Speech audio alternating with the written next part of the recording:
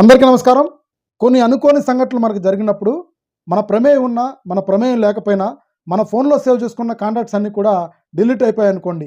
మీరు టెన్షన్ పడాల్సిన అవసరం లేదు. మన ఫోన్‌లో ఉండే సెట్టింగ్స్ వల్ల మనం కోల్పోయిన ప్రతి ఒక్క కాంటాక్ట్ కూడా తిరిగి పొందవచ్చు. సో ఈ వీడియోలో నేను మన ఫోన్‌లో డిలీట్ అయిపోయిన కాంటాక్ట్స్ అన్నీ కూడా ఎలా రీస్టోర్ చేసుకోవాలనేది క్లియర్‌గా ఎక్స్‌ప్లెయిన్ చేస్తాను.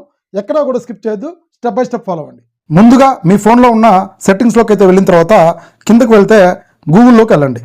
ఇక్కడ ఆల్ సర్వీసెస్ సెలెక్ట్ చేయండి.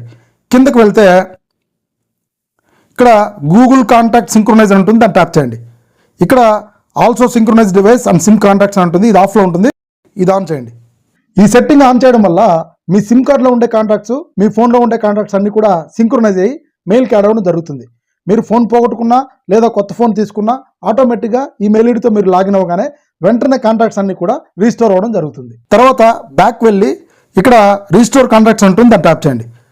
మీ మెయిల్లో సేవ్ అయిన కాంటాక్ట్స్ అన్ని కూడా ఇక్కడ రీస్టోర్ మీద ట్యాప్ చేస్తే ఆటోమేటిక్గా మీ ఫోన్లో కాంటాక్ట్స్ అన్ని కూడా డిస్ప్లే అవ్వడం జరుగుతుంది. సో ఫ్రెండ్స్, చూసారు కదా, ఇన్ఫర్మేషన్ని సేవ్ చేసుకోండి, షేర్ చేయండి. ఫ్యూచర్లో మీకు ఎప్పుడైనా ఉపయోగపడచ్చు. ఇలాంటి మరిన్ని వీడియోస్ కోసం మన ఛానల్ని తప్పకుండా సబ్స్క్రైబ్ చేయండి. Thank you.